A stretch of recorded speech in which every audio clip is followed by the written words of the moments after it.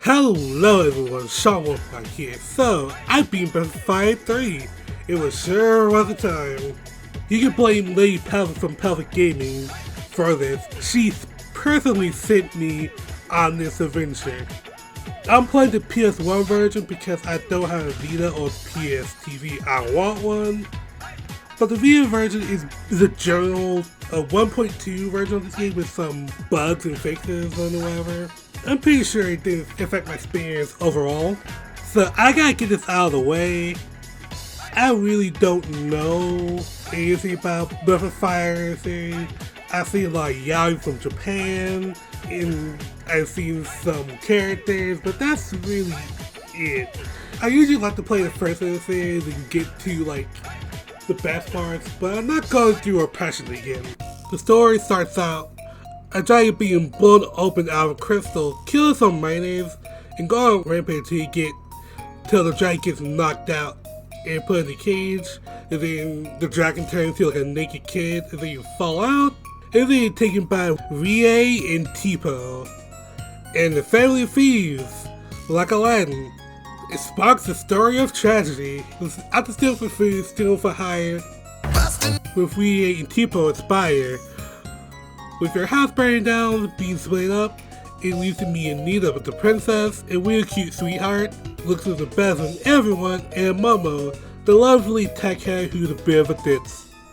What? It's so cute. I love her. And you help out with some gardening, if you know what I mean.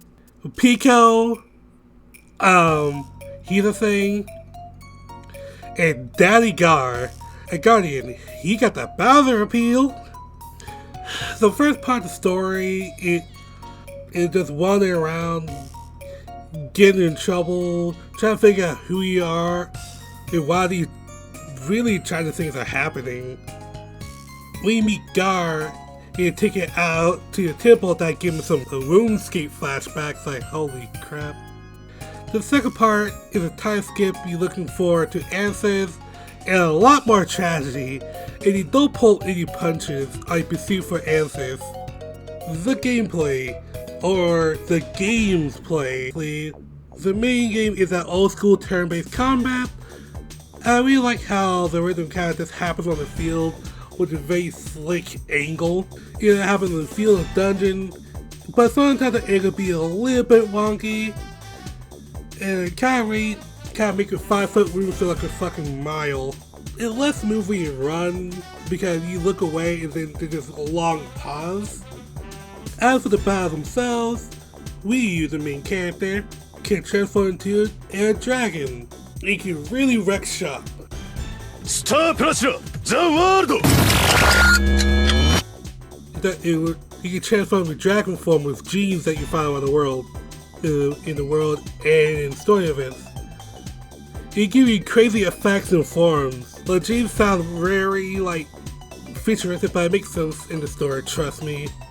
But the cost of transforming to dragon and heavy cost of MP AP, it really puts a premium on Ryu's MP overall. As for the others, you get a feel for them, like Ryu is a thief, his main thing is speed, Gar hits really hard, Neither got all the magics you need, Mo is a gunner, and with some stats reflecting magic, which is really nice.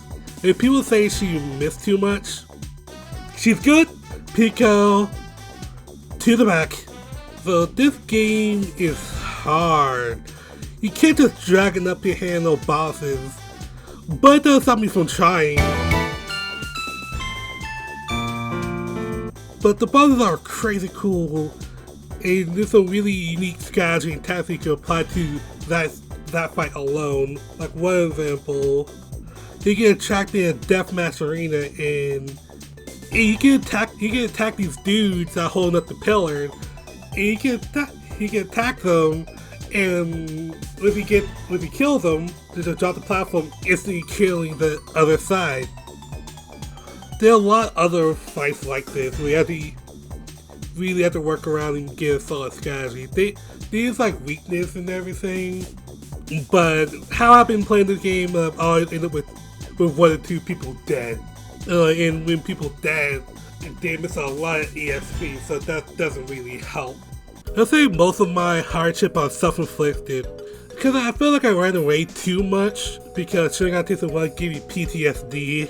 My friend told me they went grind one time, but because I've been playing, I need to grind like 2 long hard times. And the worst part, I think I grinded wrong. This game gave me Final Fantasy VIII War flashback because there's some things the game doesn't really tell you. Like, I was like level 20, it was like, damn, I'm not getting any skills. I see this eye icon, like the X there, like examine, but it never really happened so I can see the stats. But that's how you learn enemy skills. You can learn enemy skills, and the best enemy skills, from the bosses, just like in Final Fantasy VIII. So my move pool was very shallow. When I realized that, I passed by some of the best moves, and you can learn some moves from the masters. And the masters are a great way, for these really cool people that you find around the world. The masters are these interesting people that you learn under them in that influence your stat growth. And apparently if you go back to them once in a while, you get certain skills. I didn't know that. Like, fuck. On to the minigames. Oh my lord, there's so many of them. 3 of them even want to drop the game for a week. Like, fuck the Desert of Death. The bad minigame is the pits. It's this pet training game where you have to train this one dude for a certain fight. He trains you to fight this buff guy, and you train during the night. It's like, oh, you need to heal him and cycle him, but I tried doing that, but Gar cannot help but freaking slap him. There's so many other annoying minigames, not as bad as bad. It's the vinegar minigame, the vinegar pulling minigame, where to lower and pull this bucket with the same amount of presses. And fuck the pulling competition, where you're supposed to be around, you're supposed to win, but also not pull too far from your opponent. But that does not stop the other guy from pulling too hard, and it counts a lot for you. And like, and they just don't give a fuck. I was stuck on this for 2 hours and just to get a boss fight. Like, fuck. That's enough for the minigame. That's enough about the minigames. There's a farewell save that you can do, help them grow, make shops or whatever. They didn't really touch this one.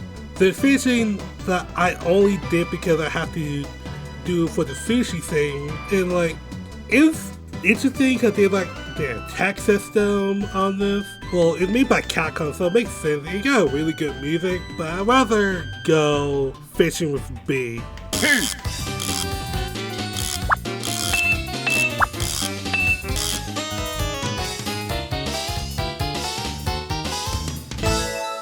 Very good.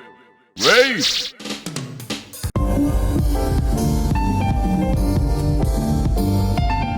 The dungeon. There's some really clever puzzles. It's some crazy timing stuff. There's some crazy stuff like timing, working across riddles, switch puzzles. It's really neat, but the annoying thing is that anything tech related, you need to get Momo in.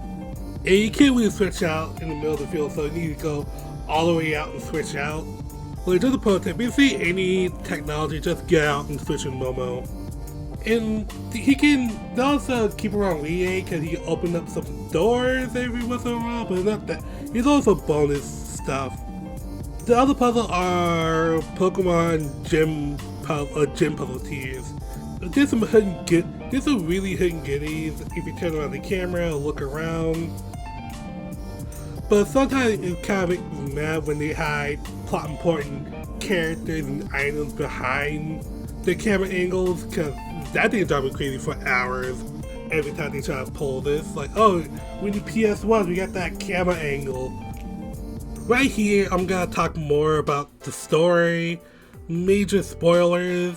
It's gonna be a bit scattered, so let's just get into it. So there's no like antagonist. There's no guy stopping you from getting where you want to go. There's no beds stopping you, don't boss at you. In the first part, you just run around till Gar shows up. And you just slap these two unicorn bros. And, like, the first part is very important. It sets up everything. But it all makes sense. It doesn't feel aimless as a kid in Ray's daycare. Oops. The game gets really, really good after post-time skip. Gar just asks a question like, why the guys would, ask me to kill you? You're not like a bad person. He says, let's go up and ask the god. And JLB teased her, and that's just a threat. You kind of feel like a Christmas special. It's like, do you see what I see? I said there's a lot of tragedy in this game. That's the cutest fucking thing I've ever seen in my entire life. But they really a lot, and this is like the one game that it really hits like, I beat the boss and they just jump on the floor in like that eerie signs of like, oh shit, they're dead. Gar and Momo really cared to surf. Most of the dialogue is just begging the question. Gar asks why and wonder why he was asked to kill the Brood, and at some point, they basically talk for we and like, and why the Brood didn't fight back when they have so much power. There's so much more power than him. And Momo just wonder where all the tech came from, and which is really oddly connected. As for Ria,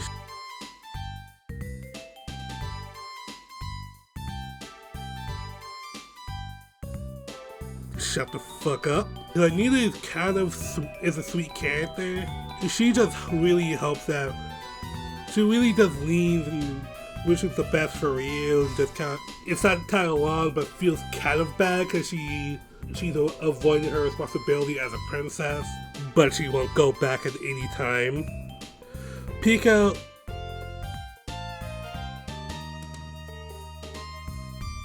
Okay. Alright. I like Tipo for the 4 hours that he's in until he fucks off due to our house burning down. He just fucks off until in-game asks us to stay with the goddess, and we just kill him. Like, he's a Brood too, he also a dragon, but also he looks like Supreme Kai. The climate at the store is really batshit. The guy is Myra. Show yourself, and just like get a lot of just backstory just spilled all over the place, and I'm not get done calling everyone out. Pico just whips his dick out and just says, say my name, and she just calls him like, okay, fine, eat yourself. And Pico just calls that out, like full stop, and just, I knew just spat my drink out. And then after the we denies her last plea, the Biofall is just really, really terrifying. Really just like, holy crap. It's an ultra horror. It got this weird moves that I cannot even say about getting like age restricted. It's like, look, this boss is super hard. It took me like 6 attempts to beat. It was just like, I can't. So all in all, I'm really happy that I played this game.